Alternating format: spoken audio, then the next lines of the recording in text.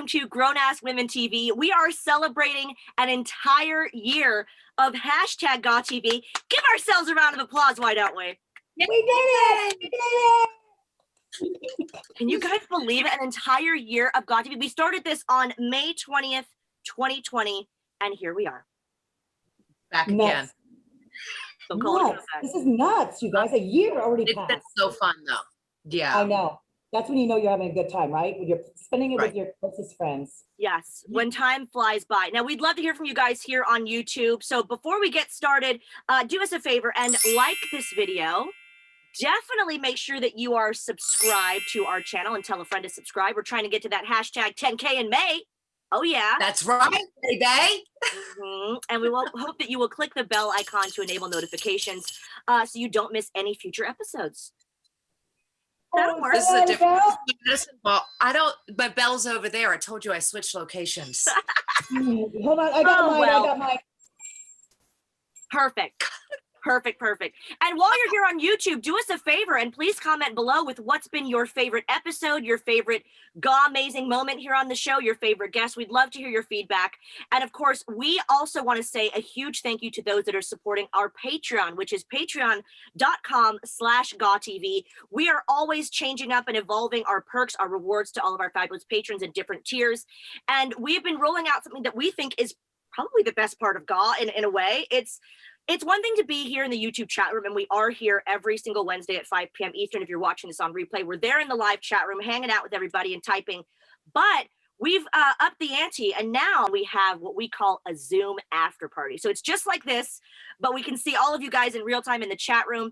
And tonight, after this episode, we are going to have a heck of a time, a whale of a time, because we call it an after party. But guys, this is a celebration. This is going to be a huge party because it's our 1-year anniversary, and we're going to spend it with all of our patrons.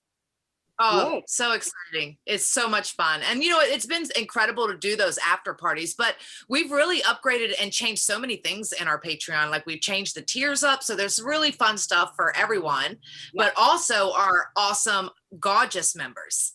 So and now the gorgeous members, they get a 15-minute chat with the three of us, just like right here, like we're doing on the show here. But I should give them a shout out, right? Yeah. Frank, George, Mickey D, Remy, Thorsten, Wayne, and William. And it's been amazing. So they get the 15-minute chat with the three of us right here as if we're shooting GAW TV. But there's so many amazing perks for everyone, like whatever you're into and like how much or little you want to be a part of the show. But those after parties. And also we've been giving them the extended version of the show GAW TV on Patreon exclusively before it comes out for the podcast as well, you know, with commercials where we get in your ear holes. Yeah. Yep. Speaking of GAWcast or podcasts, if you will, GAWcast, you can hear the full episode, like Mickey said, in your ear holes. And thank you, Ella, for transferring all of our shows to podcast form. You can hear the unedited version. We only show a little bit on YouTube on our show, but you get the full extent of everything. The and full enchilada. The full Monty. The whole enchilada. And also too, Mickey, like when you're talking about our Patreon, the top tiers always get a gift every month. Yeah. Next month's gift, remember, was my suggestion. I can't wait to surprise them. Yes. As I said, you know, we're always trying to up the ante on Patreon. We're always trying to make, you know, special things happen in each different tier. And then especially for our gorgeous members, as Mickey mentioned, they're getting the 15-minute chat with us this month. And next month, we have something very, very cool planned. We won't tell you about it just yet, but stay tuned for that one. And as Mickey pointed out, the chats, the Zoom after party chats are so much fun. And tonight, again, because it's our 1-year anniversary, we hope that you'll put on your Sunday best or your Wednesday best, really, and pour yourself some champagne, because as the chat goes on, it's us talking just like you see here. We're going to have Ella with us. But at the end, we're going to ask that all of you, yes, all of our patrons, get on camera with us and do a very fancy champagne toast. So that'll be right after the YouTube show ends here. Actually, it's at the top of the hour. So join patreon.com/GawTV and we'll see you after the show for that very celebratory champagne toast. Actually, our Zoom call, our after party, and I told them who our next guest is. And she's been requested over and over again. One of the nicest people, the nicest humans on this planet. Too nice for wrestling. I don't know how the heck she chose this business, but she's beautiful, Hall of Famer, And the girl that gave me my finisher, the Widow's Peak, I was gonna say Widow's Peak Freak, the Widow's Peak, Molly Holly, baby. Yay! Molly. You look amazing. Thank you. Oh, Beautiful. yes. Oh my God, that face. I just want to bite it. Lisa's kicking it off with some awkwardness. I love it. I know. We're so happy to have you here. I was like, should I call her Molly? Should I call her Nora? I haven't had the chance to work with you so much, so I wasn't sure. What do you prefer? So I prefer Nora, but if you call me Molly, like I'll know what you mean, and it doesn't like offend me or anything. Perfect, perfect. Love it. Love it. Oh my God. I'm just so excited to have you here. Thanks. Yay. Yeah, I think I was going to say, like, the last time I saw you was at WrestleMania, and then, yeah. How you doing? How you feeling? How was that weekend? How coming out of that weekend? Well, for me, the weekend was easy. I just stood on stage and did this and then went home. So like, it wasn't, I don't know. It wasn't that exciting. It was okay. Right. I mean, I was happy to be invited. But you know, I'm also Same. happy to be home. Yeah. Yeah, Exactly. same. Oh, I'm so happy to see you. Well, there's something, we do something really fun on this show called Who You Wearing, What You Drinking. And it's like how we open up. Yes. Yes. I'm wearing my, I'm wearing my little You Go Glow Girl. This is our friend Ella Nice. from her podcast, the Wrestling Gals podcast. I'm not sure if you've heard of it, Nora, but she's really cute. She helps us with our podcast too. Ooh. And I'm okay. drinking this little new, I don't know if you've tried these, Oh. Pepsi No, Zero Mango. Oh, I've never heard of that. Wow. Mind blowing. Sugar too. Wow. And my little ODB koozie. Oh, nice. So, yeah, what are you wearing? What are you drinking? All right. Well, I am drinking French press coffee. Actually, I brought, because I wanted to promote it. I sometimes I see you guys say not a sponsor yet, but Peace Coffee, and it's the Twin Cities blend, which ties into my t-shirt. So this is my like pajamas for the last 20 years. I bought it at a gift shop at a little tourist trap in central Minnesota. And it is, and I don't know if you can see it, but it is a Minnesota weather map. And it says partly shitty, mildly shitty, increasingly shitty.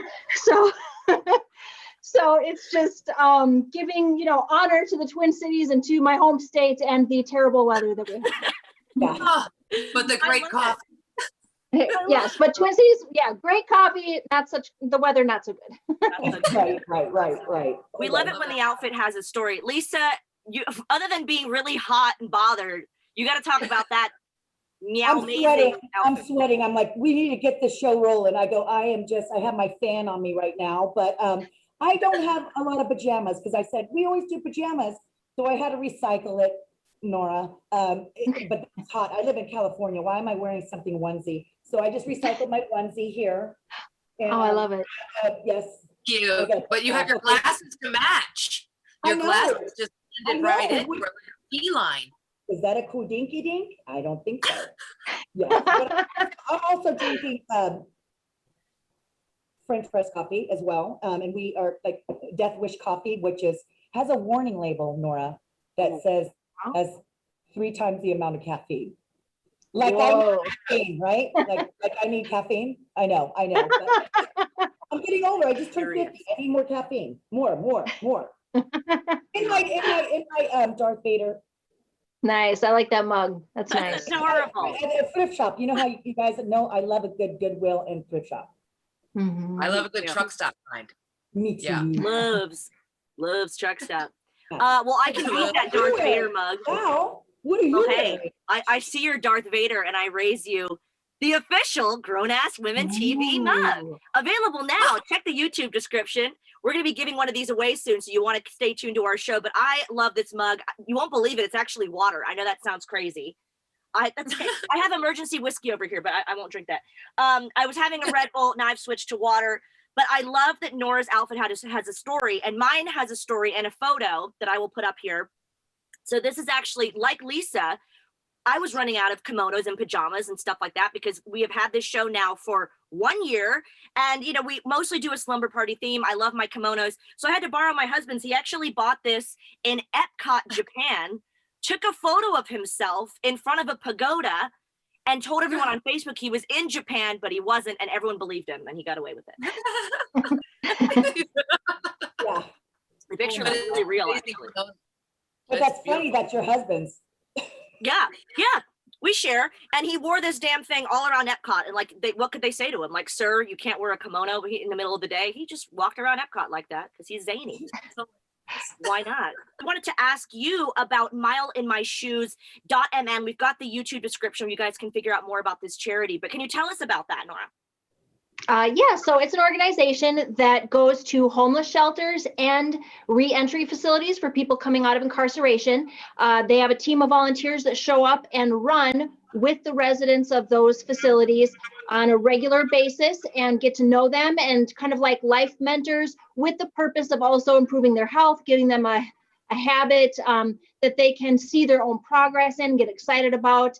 And I've been a part of it for a couple of years now, and it is just so awesome to hear the stories of how it's changed people's, how the public's perception of people that are homeless or coming out of incarceration, but also it's a way to just really give back to the community and help people feel proud about something that they're doing. I love that. Well, I'm going to give you guys like a little inside scoop on it. Some people know, some people don't. My husband is a person who is formerly incarcerated, and he actually lived at a re-entry facility, and Mile in My Shoes was invited him to the club, and he went from not running at all to running his first marathon in 2018. And he just, so from that point on, we've just been a part of it and we love it. And so it's made a huge impact in his life. And so that's like why it's really dear to my heart. Wow. I love that. That's amazing. I love that even more, because I was going to say at first, well, you're giving someone a different energy or a different high or a different kind of thing to go after a different goal that they're not particularly used to do. So it like kind of like a healthier right, goal. because my husband was incarcerated because of chemical dependency problems or substance abuse problems. Right. And so that's like, yeah, exactly. Like running is a way to get those endorphins, a dopamine boost, all that stuff in a healthy way. Nora, you going into the Hall of Fame. I think social media just blew up and it's about time. And you've been inducted a long time ago. Always helped me with my craft. You were always way more knowledgeable than most of the people that were getting pushed. So your inductee is so deserving. How was that? Like, was that nerve-wracking? Oh my God, I got goosebumps actually. It was exciting. I mean, I didn't know if I ever would be inducted. And honestly, even if I felt like my career was good, like without that, so I wasn't like, oh, I need to be in the Hall of Fame. So I was okay if I never got in, but I was surprised and really honored that they would ask me, because I felt like, oh gosh, I've only been champion like twice, and I was only on TV for like 5 years, and I just felt like there's other people, like I want to see Lillian Garcia in the Hall of Fame, like there's people who work there a really long time, and I don't know, I felt a little bit like, oh, there's other people that should have been in before me, but I was very grateful and I honored to have the experience. I mean, I'm happy about it. You deserve it. You deserve it. It's always like they say that, like you hear it from the fans, like you should be in the Hall of Fame, you should be in the Hall of Fame. And it's almost like that means a lot more to you because you entertain the fans, right? Yeah. It was the classiest, I think, speech that we've maybe ever seen. It was so eloquent and so lovely. And the fact that you thanked the crew, I thought was the most touching thing in the world. I was watching my husband like, is she really thanking the crew? She's just wonderful. You're so magnanimous. Well, there's a word. Right before, like a day before I gave my speech, one of the writers called me and he said, we don't want you to mention the crew. And I was like, oh, thank you for telling me that. I'm still going to mention the crew.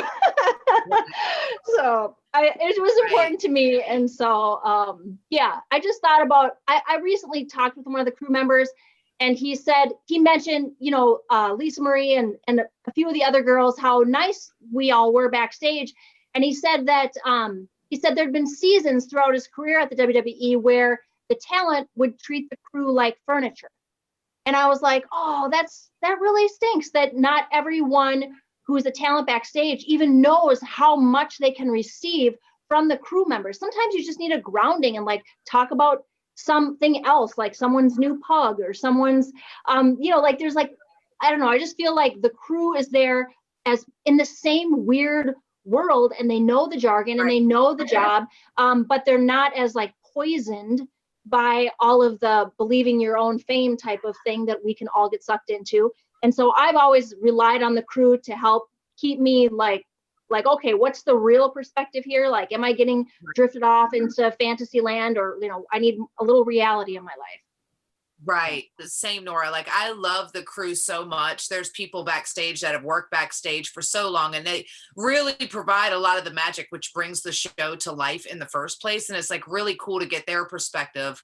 And they're more like you said, they have their own kind of like little crazy family team going on that's on the road and doing the same kind of journey that we are, but just from a different seat, and it's cool just to go. I've gone to eat with those guys and hung out. They're sometimes more fun than the guys and the gals, Mm-hmm. Yeah, they're just there because they have different conversations, and it's not just about wrestling. And I think because when you're in the locker room, that's all you're talking about, wrestling, and we love wrestling, but you have to disconnect sometimes to have that, like you said, that reality check. Right. And they're not jaded. I have some of the Impact Wrestling crew. I would say that I've kept in touch with them for years and years and years. They all, have known me. I kind of grew up in that company. So I've been around and touring with these people for years and years. And as Molly said, that, the talent not knowing how important they are and how to treat them correctly and politely is shocking, because we know more than anybody. A lot of the fans don't really get it. They don't think about it. They don't think of wrestling being this big production where everyone has to be. It's like a well-cogged machine. But, we see how much they do all the time. That's true with a lot of different people in wrestling. I always use JB, Jeremy Borash, as an example. He was never crew per se, but he was somebody who was an interviewer, but he was coming up with ideas and filming backstage. And he was so integral to Impact Wrestling that people would just go, oh, it's JB, the ring announcer. I'm like, this place wouldn't be working without JB, who you think is just the ring announcer. I know. And with the crew, there's guys like, remember like Bob with the ring crew, and we had Steve, producer. Like, there's so many people that just, the place wouldn't exist without them. They're so important. I thought it was just so cool. And they're there. We show up at what our call time's 11 or 12. Mm-hmm. They're there from freaking 7 a.m. And then we go to the next spot, our next show, right? And drive on. They're still breaking down and going over like they're there until freaking 3 o'clock in the morning, getting 4 hours of sleep. And those are the people that are responsible to make us look good. So if you're not being thankful for these freaking crew, shame on you. That's shameful. I did hear that too when I went back to the Rumble, Nora, that they were like, oh my gosh, it's not the same. No one even comes up and thanks us. And I was like, Johnny Photo was there. Like, it was all I knew, the people I knew, of course, Mickey was there, Tori and Jillian and Alicia Fox and Natty and like Rick Flick. There were certain faces I remember, but it was all the same crew. Mm-hmm. All the same crew. I felt like, oh, they made me feel more at ease. And they see everything. They know where the bodies are buried. The crew has been there. They do. They're seeing all of that. Like, oh, I remember when you were a total biatch when you first started. Or you should interview some of them and get the real dirt, you guys. I know. I was just going to say, I think that's just so incredible. And even like when I would say I have my favorite Molly moments. I think Mighty Molly might have been my favorite thing ever.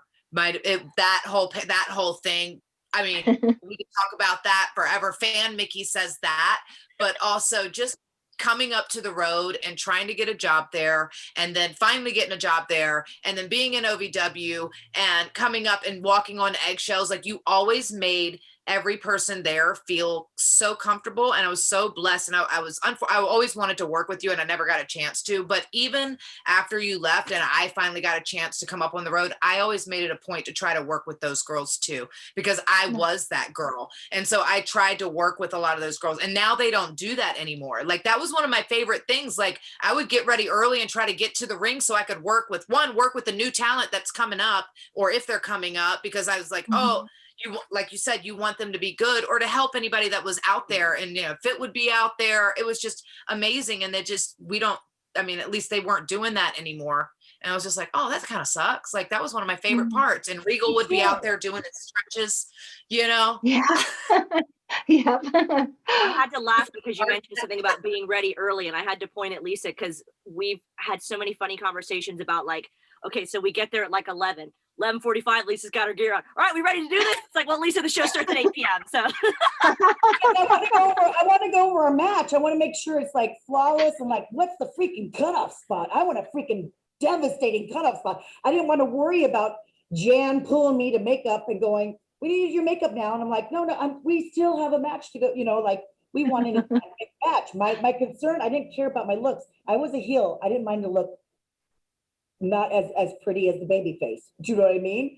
And I went back like to a live event, and I went out to the ring because I showed up 3 hours early, and Fit was there. I told him I was coming, and I go, well, where are the girls?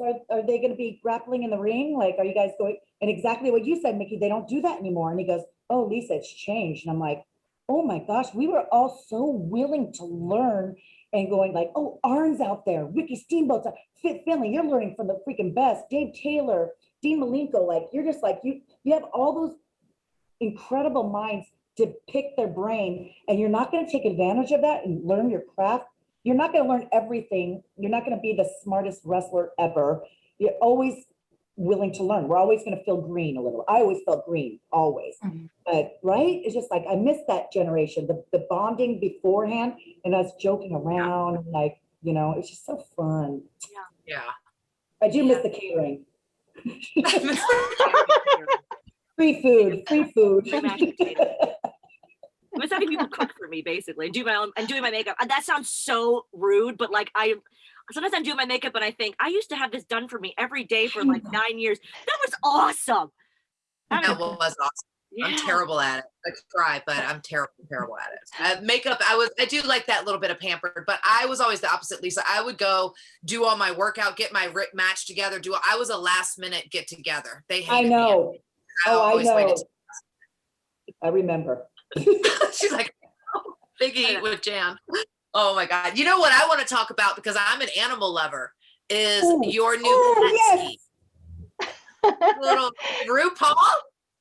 Yeah, so a lot of people during the pandemic got pets, but the shelters are empty, so no cats, no dogs available. So my husband said, hey, baby, guess what? And I said, what? And he goes, we've got chickens. And I was like, what?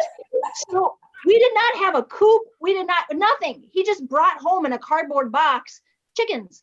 And I'm like, okay. So over the weekend, he built some stuff and we pulled it together. But our favorite chicken is Silky, named RuPaul. And it's just this chicken. It loves cuddles. And yeah, it's really adorable. And it produces eggs. So we do get fresh eggs every morning. That is very I was trying to explain to the girls the difference in the chickens, and Silkies are like fluffy, right? But Val is obsessing over RuPaul right now. So yeah. She's like, I'm the biggest RuPaul Drag Race fan you'll meet. And the funny thing is, so we have a couple video clips of this adorable, flawless, silky chicken named RuPaul. This is my Silky RuPaul. And this is her house.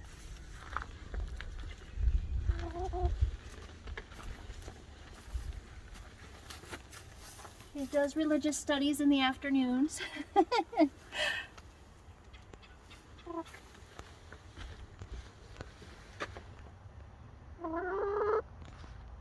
But I was laughing because I said there's actually a drag queen on RuPaul's Drag Race named Silky. So I was like, did she name it? Yeah. So, but did you name the chicken RuPaul because you're a fan, or was it just funny, or like, do you watch it?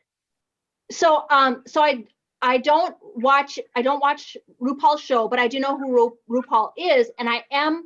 Anytime I get an opportunity to go to a drag show, I'm always in awe. I'm just like, this is amazing. This is amazing. And so I thought that the Silky chicken that I got had beautiful brown eyes and a lot of like personality just in her looks. And so that's why I named her RuPaul.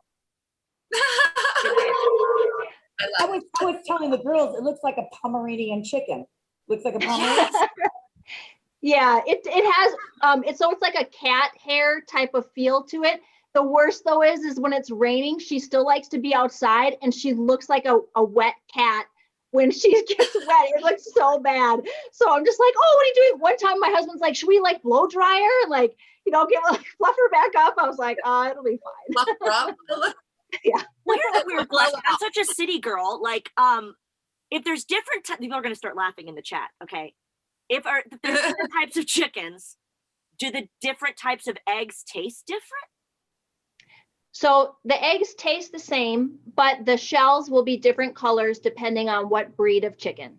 Oh. So sometimes they're light tan or dark brown. You can even get like an olive colored, like a light olive or a light blue egg, depending on the breed chicken you have. So RuPaul lays really little eggs. You can still eat them, but they're really little and they're like a light tan color.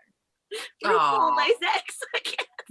I'm actually, I was talking to Nick about getting chickens. The same, I'm trying to build the horse barn out here because we just bought a place with some property. So I'm super excited about it. But we were talking about getting chickens so we could have our own farm Look at fresh that eggs. chicken. Look how beautiful that chicken is. How is that? That's a poodle That's chicken. beautiful. It's a poodle. $90 on eBay. $90 on eBay. Oh, Wow. Yeah, there you What? go. Don't buy your chicken on eBay. Buy it from, you can get them like $3 a chick. What are you doing?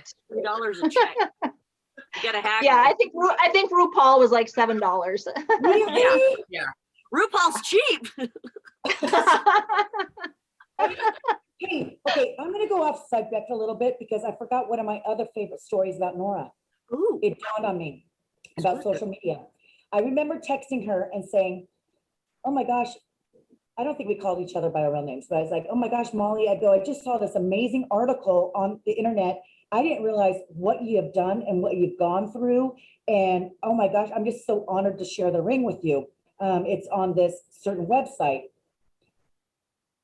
So let me finish the story. So the internet was kind of new, so I didn't have it at my house, but I was like, oh, there's something about me on the internet. Like I was so excited. So I get in my car and I have to drive 7 miles with my laptop to find a coffee shop that has Wi-Fi. So here I am at the coffee shop. I have my laptop all so that, anybody passing by could just see like, oh, that's me on the internet, all into myself.